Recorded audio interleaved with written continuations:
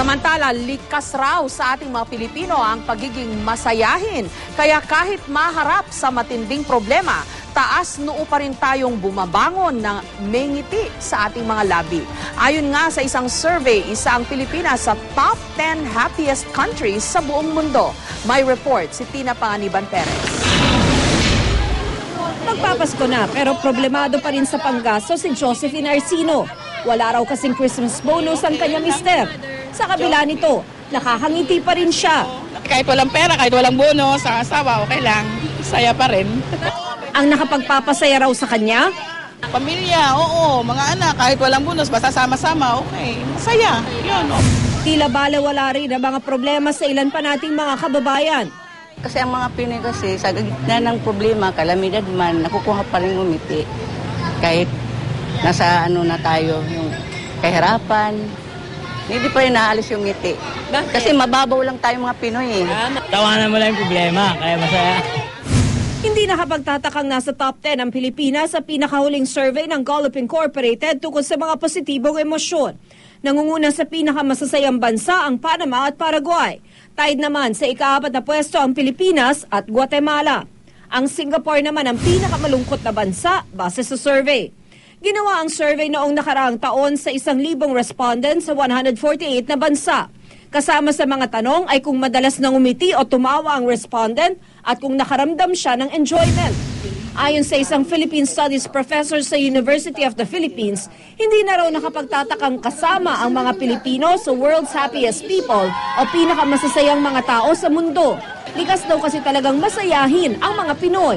Ang nakapagtataka raw ay kung hindi tayo makasama sa listahan. Katunayan, maraming araw tayong salita para ipakitang masaya tayo. Merong natutuwa na iba sa natatawa.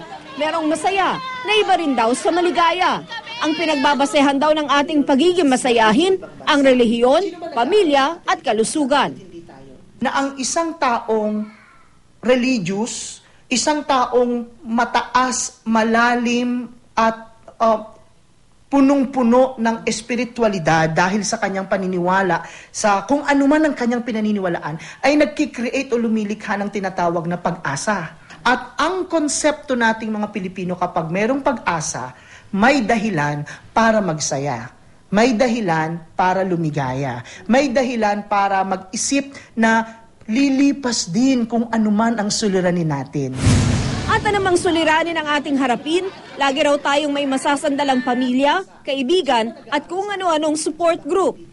Kaya nagkakaroon ng saya at nagiging masayahin tayo dahil alam natin na kahit may problema tayo, meron tayong pamilya. Ibig sabihin nito, tayo ay communitarianist, nakakomunidad tayo, nakapamilya tayo. Mayroon tayong tinatawag na laging kasama, laging kaisa, laging kapanalig, laging karamay, laging kadikit.